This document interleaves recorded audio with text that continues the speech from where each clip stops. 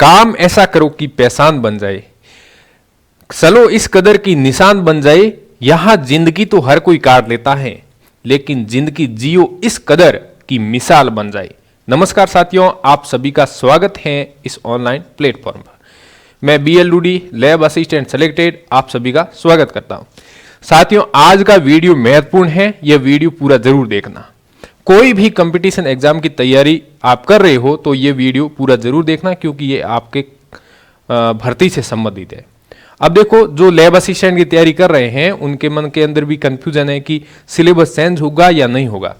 अभी एक न्यूज आई है कि कर्मचारी चयन बोर्ड आने वाली जो भी भर्तियां हैं उसके सिलेबस के पैटर्न को चेंज करेगी, उसमें कुछ न कुछ बदलाव करेगी। अब वो बदलाव क्या होगा, ये वीडियो उस पर आधारित है। ठीक है, तो ये आपको जैसा ये थंबनेल दिख रहा है, ये पोस्टर दिख रहा है, इसमें लिखा हुआ है कि कर्मचारी चयन बोर्ड जयपुर जो एग्जाम करवाती हैं थर्ड ग्रेड, उनकी राजस्थान के अंदर जो भी थर्ड ग्रेड की भर्तियां हैं वो सारा कर्मचारी चयन बोर्ड करवाती। ठीक है, लैब असिस्टेंट का जो सिलेबस है वो बदलेगा या नहीं बदलेगा, बदलेगा तो क्या बदलेगा। ठीक है, अब ये जो न्यूज की कटिंग है, पेपर की कटिंग है, वो उसमें क्या लिखा हुआ है वो देखेंगे हम। आने वाली जो भी भर्तियां हैं उसके संदर्भ में, यानी कि थर्ड ग्रेड की जो भी भर्तियां हैं, फोर्थ ग्रेड की और थर्ड ग्रेड की। देखो, ये न्यूज की कटिंग है, इसमें लिखा हुआ है कि बोर्ड ने गठित की सिलेबस रिव्यू कमेटी।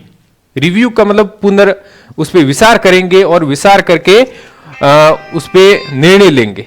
ठीक है, यानी कि इसमें बदलाव करना चाहिए या नहीं करना चाहिए, इस पे आधारित इसमें किया जाएगा। ठीक है, यानी कि रिव्यू कमेटी है वो निर्धारित करेगी कि सिलेबस में क्या बदलाव करना चाहिए या नहीं करना चाहिए। ठीक है, उसके बाद देखो, परीक्षा के सिलेबस में बड़े बदलाव की तैयारी यहां पर हो रही है, यानी कि 1 महीने के अंदर ये जो कमेटी है अपना निर्णय लेगी, फिर एक फाइल बना के वो संबंधित विभाग को भेजेगी और विभाग उसमें अपना सुझाव देगा। ठीक है, फिर वो फाइनल कर दिया जाएगा। यानी कि अभी फिलहाल 1 महीने का इसमें समय लगेगा, फिर विभाग कितना समय लगेगा उस पर डिफरेंट है। ठीक है, इसमें क्या लिखा हुआ है देख लेते।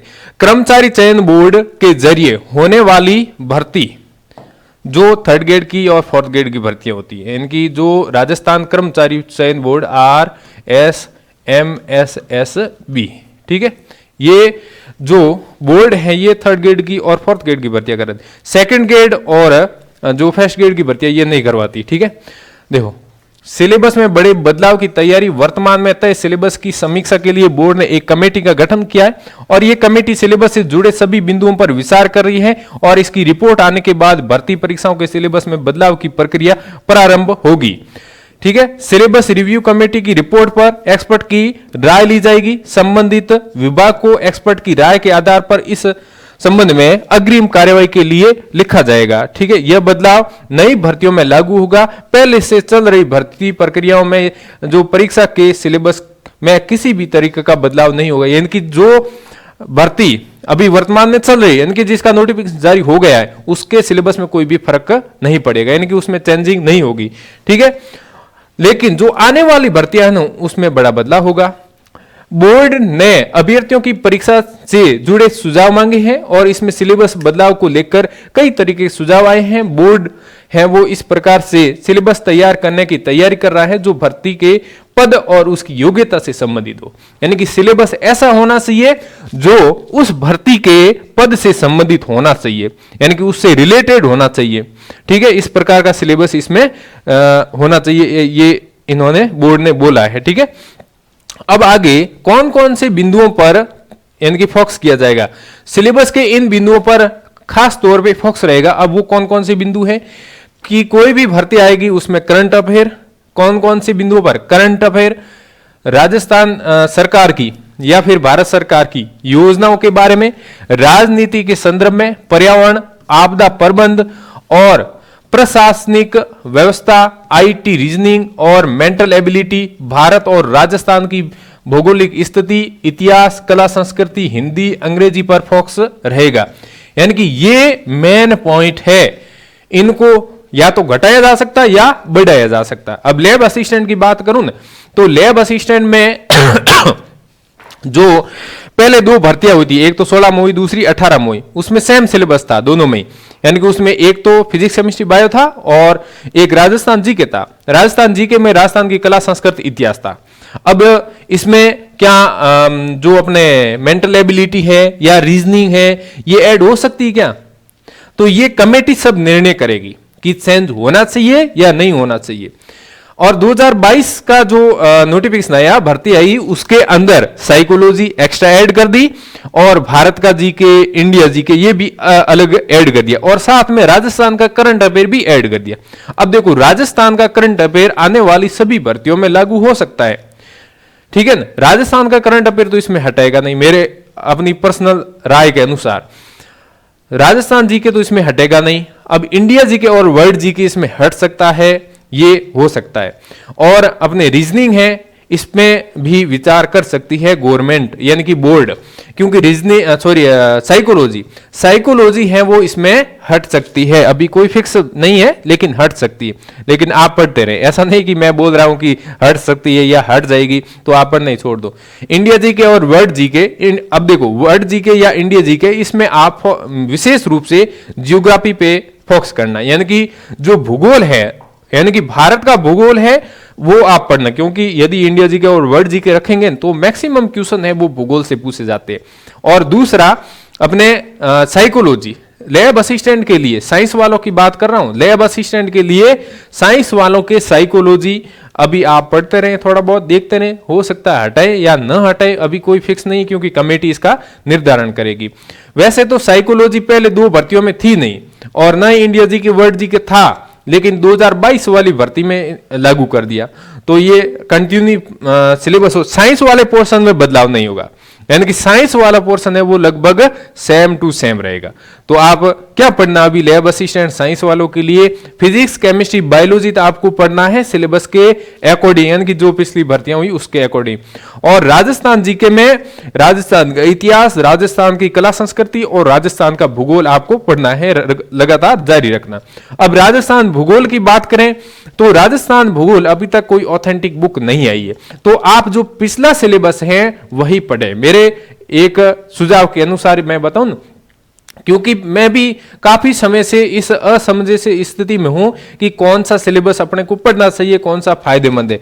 अब मैं तो ये वेट कर रहा था कि गवर्नमेंट कोई ऑथेंटिक बुक वगैरह जारी करे तो वो अपने लिए सफिशिएंट सोर्स माना जाएगा, क्योंकि हम कोर्ट में चैलेंज कर सकते हैं। और ऐसी बहुत सारी पब्लिकेशन आईडी है जिन्होंने बहुत सारी गाइडें लॉन्च कर दी हैं, वो कोई ऑथेंटिक गाइड नहीं है, आप उसको चैलेंज नहीं कर सकते। ऐसे तो हर कोई बना सकता है, आप भी बना सकते हो। पब्लिकेशन आईडी ले आए, गवर्नमेंट के थ्रू अप्रूव करवा दिया और अपनी बुक्स बना दी और मार्केट के अंदर उतार दी, तो वो तो कोई ऑथेंटिक नहीं है, ठीक है। यानी कि डाटा है वो ऑफिशियल होना चाहिए, गवर्नमेंट के द्वारा ऑथेंटिक बुक होनी चाहिए, ठीक है। उसके बाद देखो, ये मेन आपके बिंदु रहेगा, आने वाली जो भी भर्तियां हैं इसमें ये मेन बिंदु रहेगा, ठीक है। यानी कि पर्यावरण और ये बहुत सारे बिंदु है जो इसमें आने वाली भर्तियों में हो सकता है।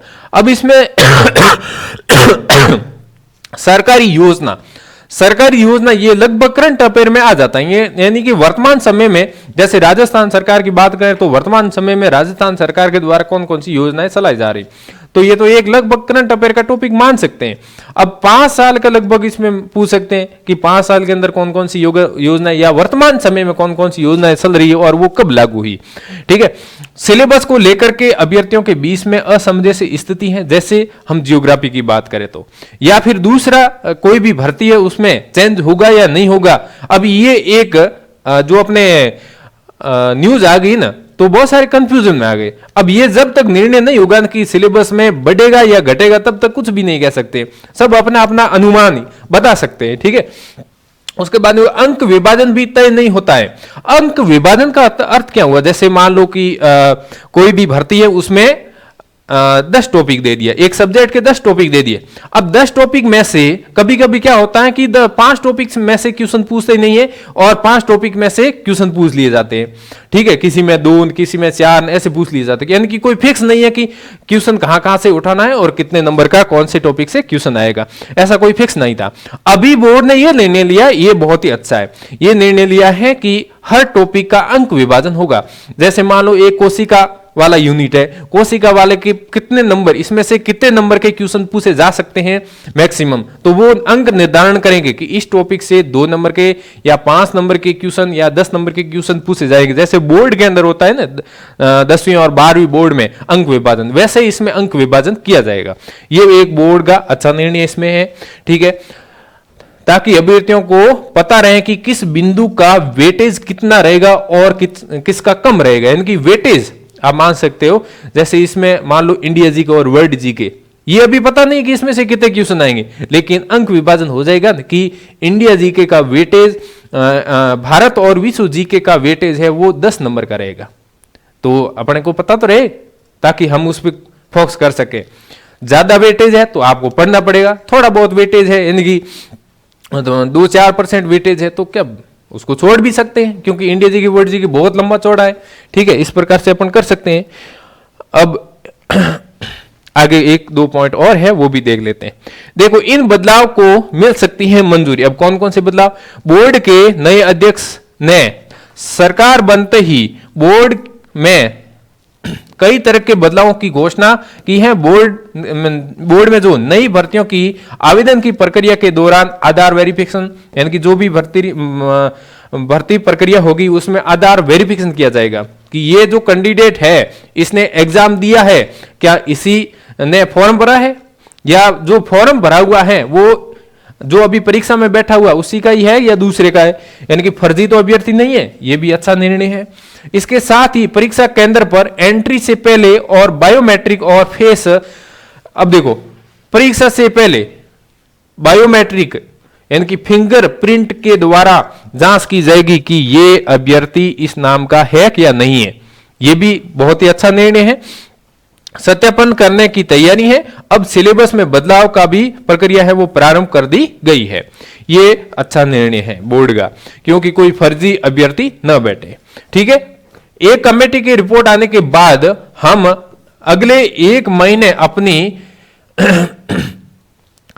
रिकमेंडेशन बनाकर विभिन्न विभागों को भेजेंगे। संबंधित विभाग सिलेबस से जुड़े पॉइंट्स पर विचार करेंगे। इसके बाद अपने सिलेबस में बदलाव करेंगे। यह बदलाव नई भर्तियों से लागू होगा। जिन भर्तियों की विज्ञप्ति पहले से जारी हो चुकी है उसके लिए ये सिलेबस जो बदलेंगे वो लागू नहीं होगा, और इसकी परीक्षाएं विज्ञप्ति में बताए गए सिलेबस के आधार पर ही होगी। और ये किसने बताया है? ये राजस्थान कर्मचारी चयन बोर्ड के अध्यक्ष है आलोक, उन्होंने बताया है, आलोक जी ने बताया। तो कुल मिला के कुछ पॉइंट अच्छे हैं, चेंज कर दिया यानी कि बढ़ा दिया तो थोड़ा बहुत किसी को ज्यादा पढ़ना पड़ेगा, और घटा दिया तो सबके लिए समान रूप से घटेगा, और बढ़ा दिया तो सबके लिए समान रूप से बढ़ेगा।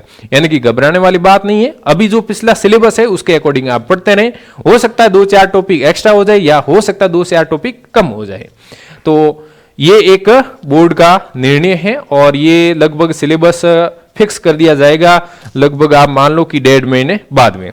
यानी कि विभाग से भी मान्यता लेनी पड़ेगी। अभी तो बोर्ड कमेटी बैठा के उसमें निर्णय ले रही कि कितने टॉपिक रखने चाहिए, कितने हटाने चाहिए, कितने जोड़ने चाहिए, और फिर उसके बाद में वो विभाग को भेजेगी और उसमें भी टाइम लगेगा। अभी 1 महीने का इसमें टाइम लगेगा और 15-20 दिन बाद में लग जाएगा। यानी कि कुल मिला के लगभग 1.5 महीने का टाइम आप मान लो। 1.5 महीने बाद में अपने सामने इसका फिक्स सिलेबस आ जाएगा, यानी कि फिक्स सिलेबस जारी हो जाएगा। तब तक खुश रहिए, मस्त रहिए और पढ़ते रहिए। जय हिंद, जय भारत।